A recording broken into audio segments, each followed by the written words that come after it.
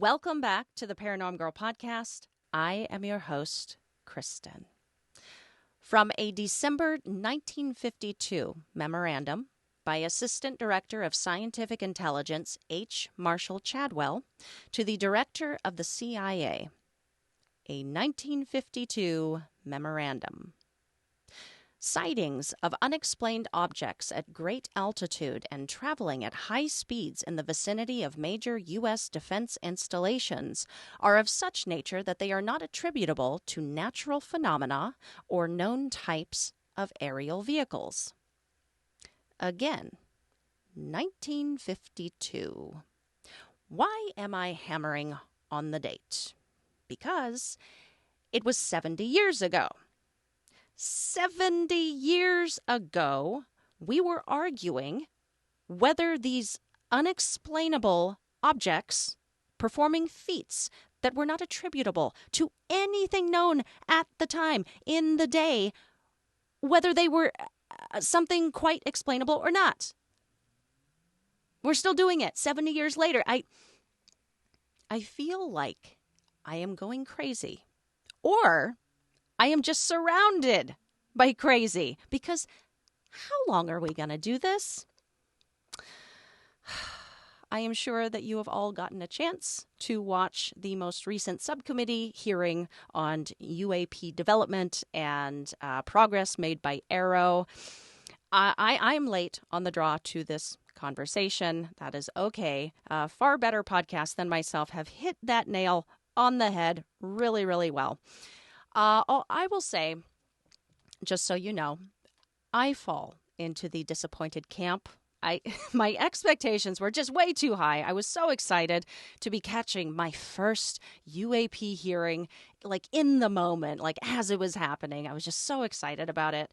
All I'll really say about it, I'll put some thoughts out there. All I will say is I actually appreciate that. The level of scientific scrutinous double checking that seems to be taking place. I totally appreciate that. I am still waiting on Kirkpatrick, though, for those final numbers, the answer to the question about resolved and unresolved cases left still. He skirted right around any real numbers on that one. Did you all notice that? I've still got my note somewhere floating around here somewhere with 650 written at the top and resolved and unresolved written underneath. Like, I was hunched over my computer, like pen at the ready, eyes just blinking expectantly at the screen for like 10 minutes after the question was asked before I realized, oh, he's not going to answer that.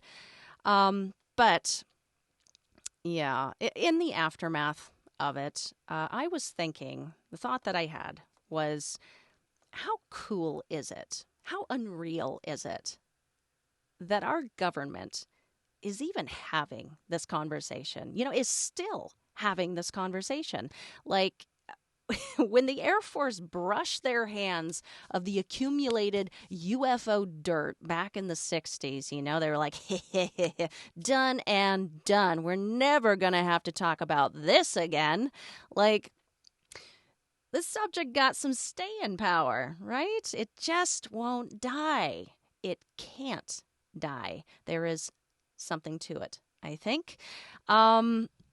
I hope you all enjoyed the conversations over the mid-season break. What an amazing lineup of guests, right? And that will continue. I have an incredible lineup coming up over the next month. Today, however, we are kicking off the second part of this season, all about UFOs and ET. We are kicking it off with a deep dive into the nuclear connection. Ooh, why do ETs seem to have this strange obsession with our Earth-destroying toys? I do not know the answer to that, but numerous incidents since the birth of nuclear facilities and warheads highlight this obsession. So we will be diving into some of those incidents today.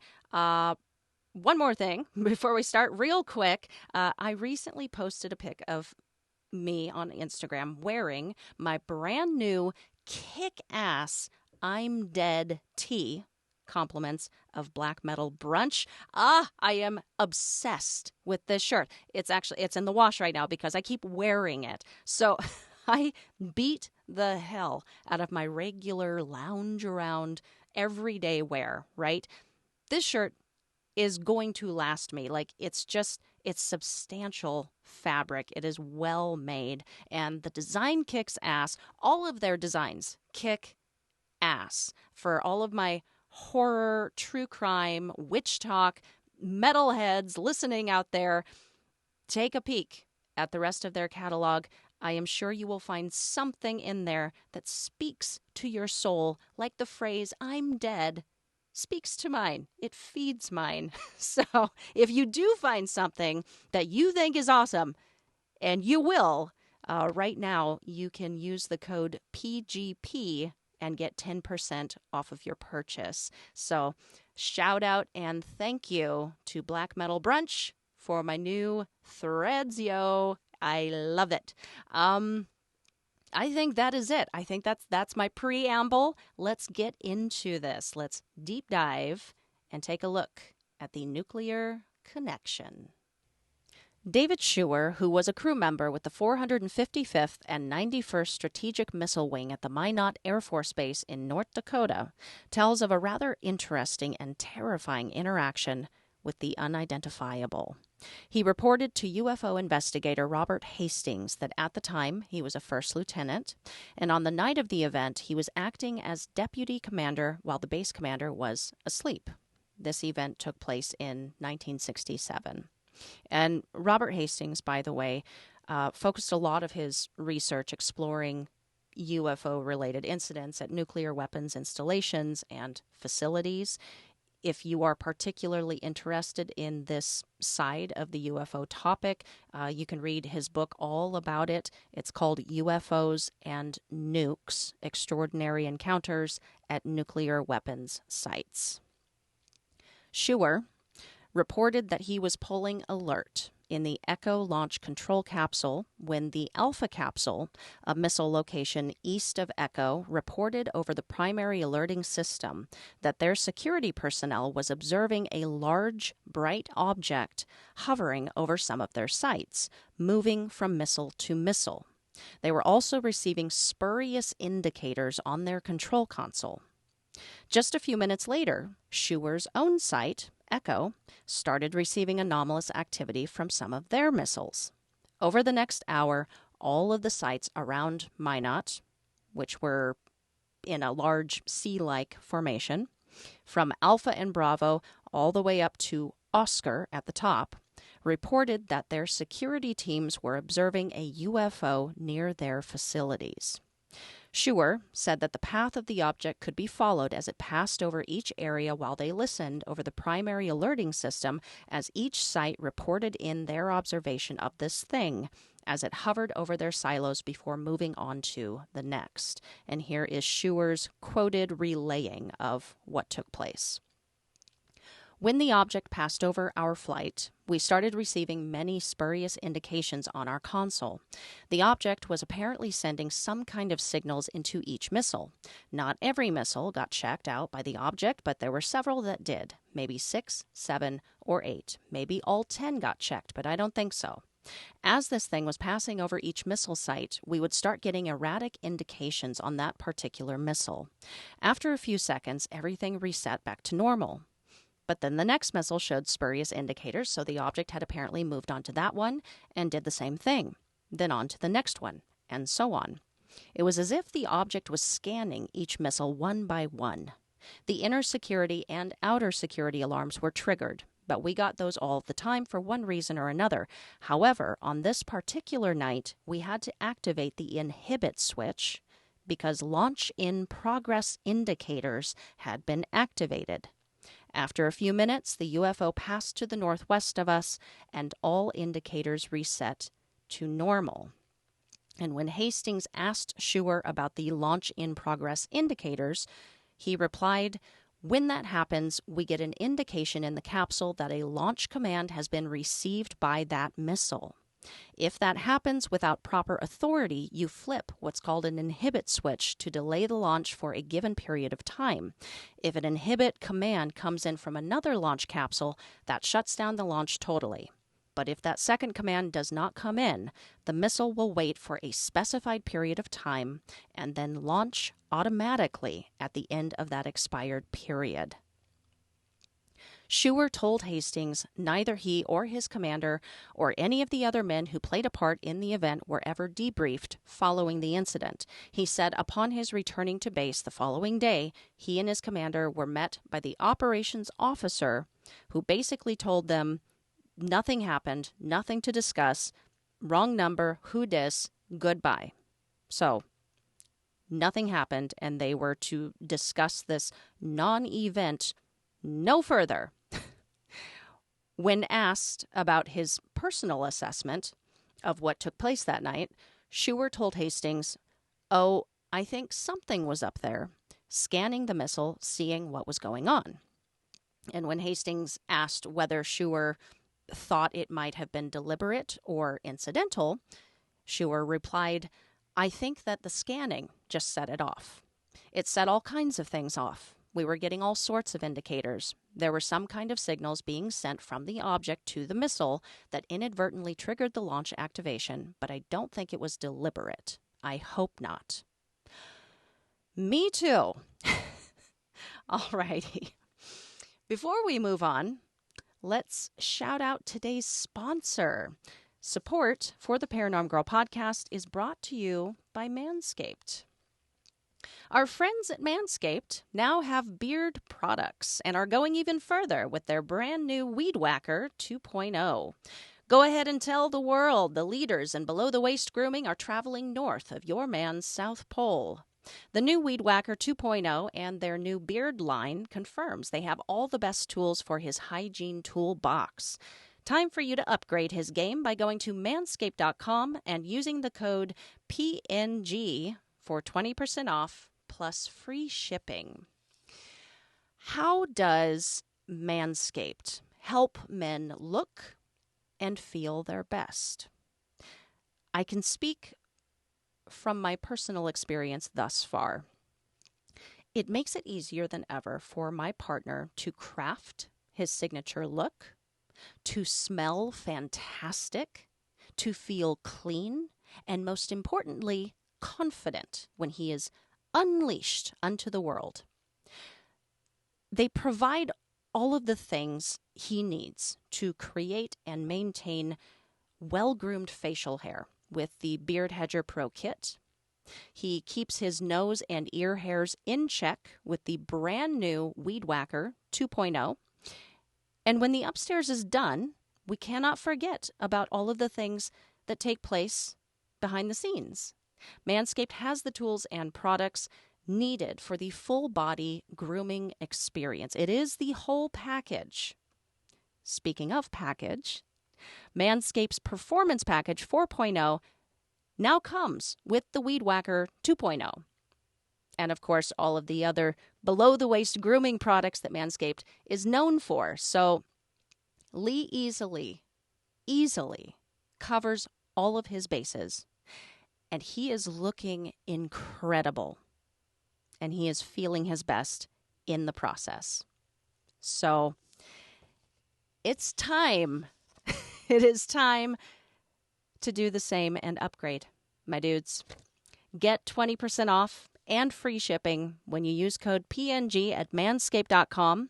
That is 20% off with free shipping at manscaped.com when you use code PNG. Trust Manscaped for the only right tools for the job. So, Minot Air Force Base in 1967, an unidentified object seemingly sent, whether deliberately or accidentally, sent signals to activate nuclear missiles. Unnerving stuff. Would you believe it's not the only time that this has reportedly happened? Retired Soviet Army Lieutenant Colonel Vladimir Plantanev while being interviewed on ABC News in 1994, described an hours-long UFO sighting that took place October 4th, 1982, near an IRBM base outside the village of Belakorovich in northern Ukraine. He said, "It looked just like a flying saucer, the way they show them in the movies. No portholes, nothing. The surface was absolutely even. The disc made a beautiful turn on the edge, just like a plane. There was no sound. I had never seen anything like it before." As described by Robert Hastings in his article, he published it in 2008, and it is titled "Remarkable Reports from the Missile Field." While the UFO was still in the vicinity, an unspecified number of nuclear missiles suddenly activated. As the horrified launch crew looked on helplessly, the automated launch sequence was enabled without proper authorization, and then proceeded to count down for 15 terrifying seconds before aborting and returning to standby status. And if you are curious, these were aimed at the U.S. Yeehaw! Another retired Army officer, Colonel Igor Chornovshev, said, "During this period, for a short time, signal lights on both the control panels suddenly turned on, the lights showing that missiles were preparing for launch. This could normally only happen if an order were transmitted from Moscow, and that was not the case, as immediately following this event, officers reached out to Moscow and were advised that no such launch command had been ordered." Leading up the investigation of this event was Colonel Boris Solokhov. He had been ordered to go to the Ukraine the very next day. He is quoted as saying, "The reason for the urgency was a report from the base commander to the chief of the general staff. The previous day, the base observed a UFO for 4 hours. At the same time, on the control panel, they received an order to prepare the launch of the missiles. The lights lit up, and the appearance of the launch codes meant the missiles were enabled. Dozens of officers witnessed this." What an intense report, right? But it's backed up and corroborated by many high-ranking and credible members of their military. Luckily, nuclear war was avoided, but this incident would ultimately push the Soviet authorities into a 10-year-long investigation into UFOs and aliens. Yeah, no doubt about it.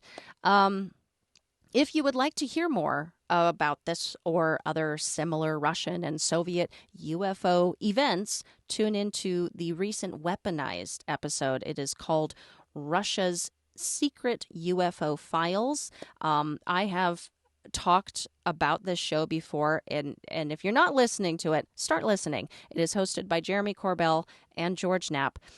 Thanks to George's investigative abilities and his bravery, which you will understand once you listen to the episode, a lot of UFO incidents actually saw the light of day that might have never been released or divulged in the first place. So it's worth the listen. Go take a listen. Now, these first two events were pretty dramatic, even though they were, and both the Minot and Ukraine incidents, even though they could have ended in disaster, thankfully they didn't, and these types of UFO nuclear activations are the exception to the rule.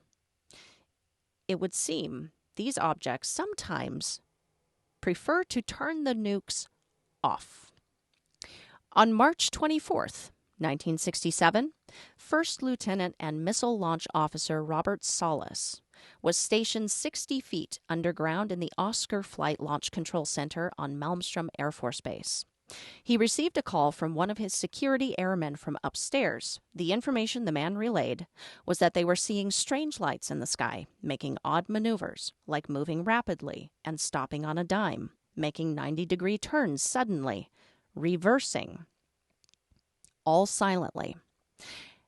And these weren't airplanes. He was sure of that.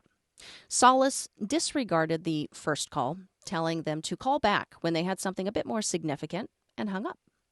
He would subsequently receive another call from upstairs, this time with a bit more tension and fear to the message the airman was relaying to his commanding officer. He reported a bright, pulsating, red oval-shaped object about 30 feet in diameter was sat hovering just above the front gate. As of this second call, all 6 guards upstairs were watching it, standing at the ready with weapons drawn. At this point, Salas, believing they might be under some kind of attack, went to wake his commander, Fred Mywald. As Salas began to tell him about the calls, he reports the first alarm sounded, resulting in both he and Mywald looking over to the panel of annunciator lights at the commander's station to see a no-go light and 2 red security lights alighted, indicating that there were problems at one of the missile sites. As Salas's commander leapt up to run over and determine what the problem was, another alarm went off for another site, followed by another and another simultaneously. Within minutes of receiving a call about a hovering, glowing object outside their gate, and within seconds of the first alarm sounding, one after another, every second on the second, the nuclear warheads he was responsible for monitoring and protecting at all costs inexplicably went offline. When this incident was reported to the command post, Salas and Mywald were informed that a very similar incident had occurred at another of Malmstrom's launch control centers a week before. All 10 missiles in Echo flight at Malmstrom lost strat alert within 10 seconds of each other. The fact that no apparent reason for the loss of 10 missiles can be readily identified is cause for grave concern to this headquarters. That is directly quoted from a previously classified teletype message following the initial yet damn near identical incident that would take place on March 16th, 1967 at the Echo launch facility just 20 miles away. And the officers at that location also reported seeing strange objects doing strange things in the sky prior to their nukes getting shut down. It was discovered that the individual missiles' guidance and control systems had malfunctioned in succession. What are the odds of that? So Salas began to openly discuss the Oscar incident in 1995, and since going public has been invited, along with other servicemen who were witnesses, to address the National Press Club on their experience. He also spoke about it at the International MUFON UFO Symposium in 2007 and Larry King Live in 2008, and has extensively investigated it together with Jim Klotz, locating and interviewing dozens of witnesses and others with knowledge of this case. Additionally, he recently testified to the federal government, namely AARO, about his account.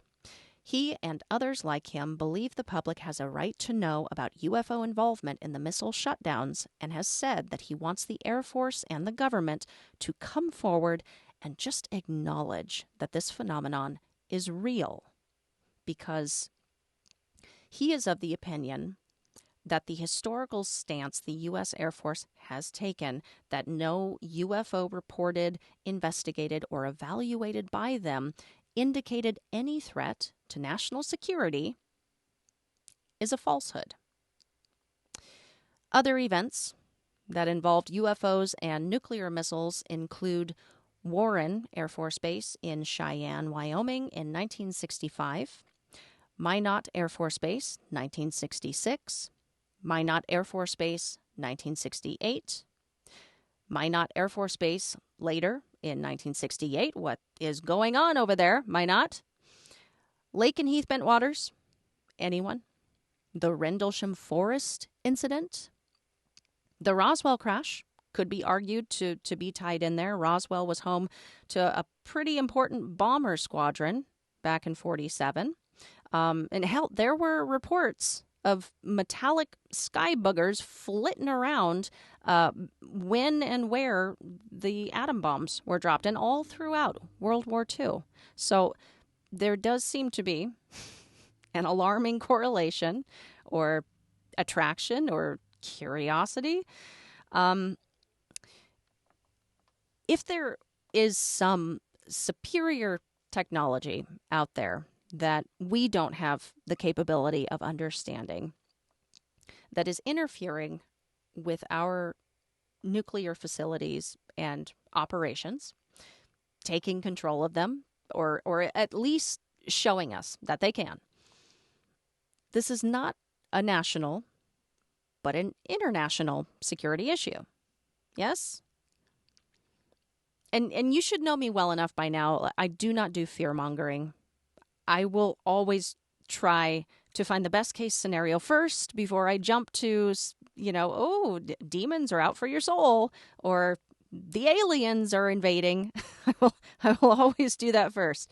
Try that first.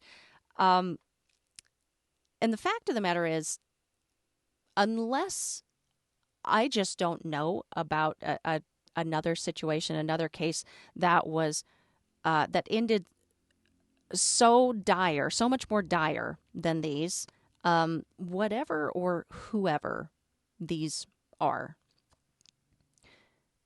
they haven't actually done anything irreparable to the nukes, right?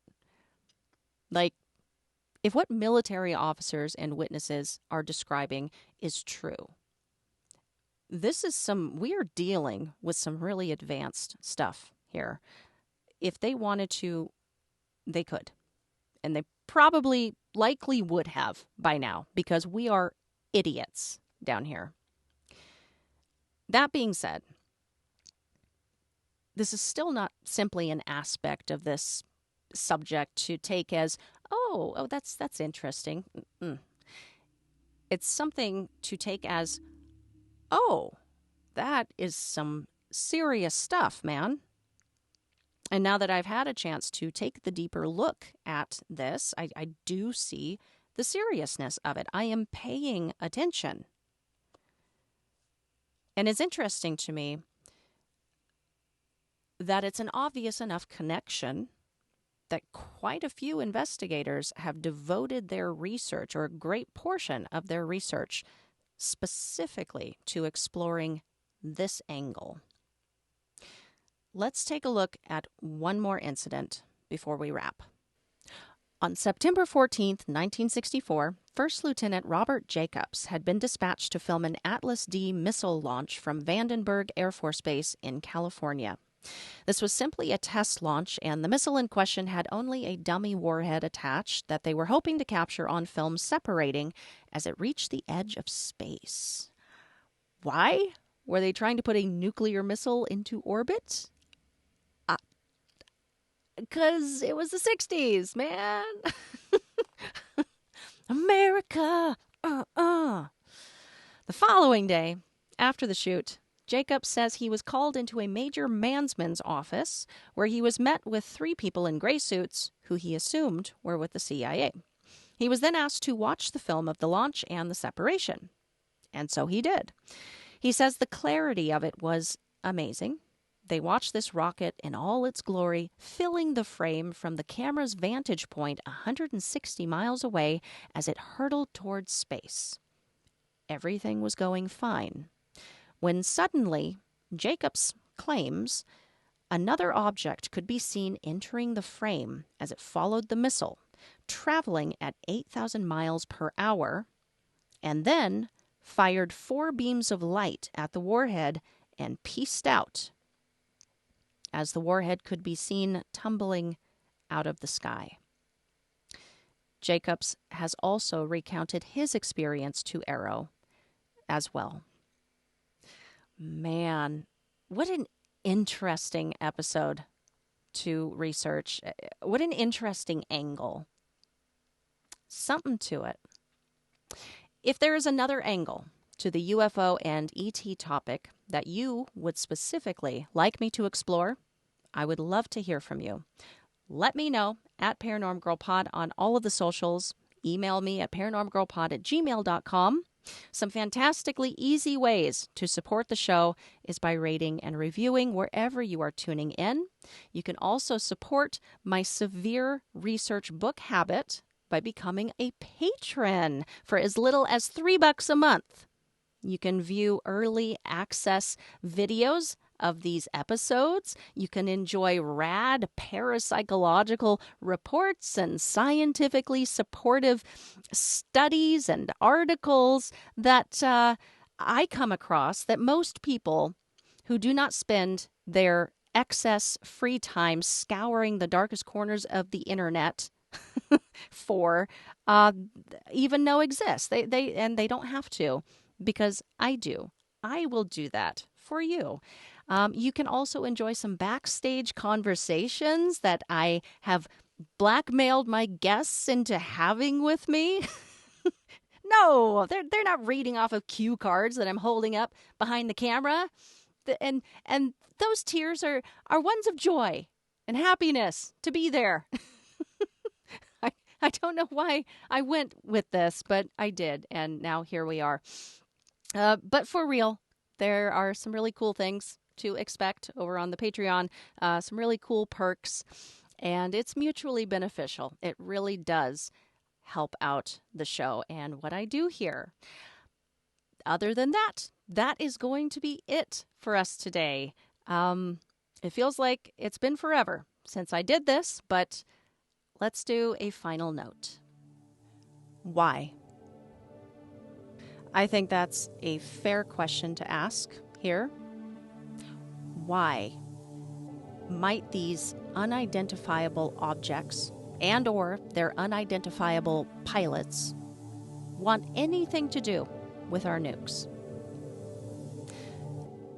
There's a theory or two. A big one is that they don't want humanity to destroy itself.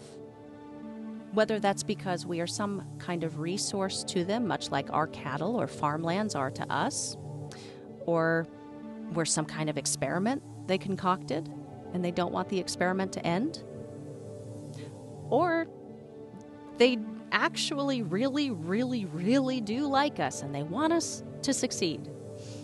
Whatever the reason, they don't want us gone. Another that I have heard is that it's a security measure they take to ensure that our nukes and radiation don't make it out into space or rip holes in the interdimensional fabric, unintentionally destroying other planets and life forms out there in the process. Okay? Here's another one that I will admit I considered quietly to myself at the beginning of the season, that nuclear sources are sources of energy for them. There are numerous accounts of scientific readings taken following reports of a craft landing or abduction, where the readings came back kind of high for radiation on the land or the person's body. It would seem the craft itself might contain the radiation, and that perhaps, maybe, because it runs on nuclear energy. You know, it's a fair theory. It's a fair thought. But is it about energy consumption? Like, where does that leave the thousands upon thousands of reports that have nothing to do with nukes or Air Force bases? What about sightings around open bodies of water, electrical power plants, the White House, farms and ranches, forests? You know, there are plenty of other correlations with plenty of other locations that have nothing to do with nuclear power. It's still an obvious connection, but maybe there's more to the story. And yet another theory is that it ain't got nothing to do with anything, really. They're just curiously poking around, seeing what we're up to, seeing what's going on down here. Not quite as alarming. Like I mentioned earlier, if what the witnesses describe is true, we're dealing with something incredibly technologically advanced. If they wanted to hurt and destroy us, they could have by now. That thought can go the other way, too. If they wanted to help and fix the massive problems that we have on this planet that potentially are just as disastrous, if not more disastrous, to the survival of our species or the survival of this planet, they could have. You know, maybe it really is just as simple as a curious bystander effect. They ain't got a horse in the race. They're just there to watch. And a final interesting theory comes from my reading and my absolute enthrallment with John Keel's classic Operation Trojan Horse. We as inhabitants of this rock we call Earth would be deeply disturbed and rightfully on edge should the idea of nuclear war even be whispered. Because we know what kind of devastation that would bring. The loss of life, the loss of land. Our Earth, our only home, could be destroyed. The governments that have nuclear arsenals in their possession, so long as they do, there will always be this kind of tiptoeing around so as not to unintentionally start an all-out planet-destroying brawl. We have them, but we're not going to use them, because as soon as you use yours, the receiving party is going to use theirs, and we'll just all go out together. It's a pretty alarming prospect. Because we don't want our only home that we all have to share destroyed. Are you see where I'm going with this? Are you picking up what I'm putting down? What if these beings, entities, whatever you want to call them, aren't from anywhere but right here? What if that is why they are so concerned with keeping an eye on the nuclear situation? And this is just a theory. You know, John Keel speaks about it quite a bit more eloquently than I can in these final moments. But if you think about it, it would explain a lot of unexplainables with this phenomenon, and something worth considering, that we might be sharing the Earth with something that is not necessarily paranormal, not necessarily physical, but is paraphysical. Something that is both here and there. Something that some people see and some people don't. Something that we can see with our physical eyes, capture on camera, but not all the time. Something that can abide by physics and in the next instant give a big old middle finger to it. It's weird, I know. I do love a good theory, though. That is a wrap for today. My conversation next week is not going to be one you want to miss. I will be speaking with someone you might consider an expert on the topic of abduction and also one of the most well-known cases in our lifetime. Don't miss it. Until then, stay safe, keep the nightlight on, and sleep with one eye open.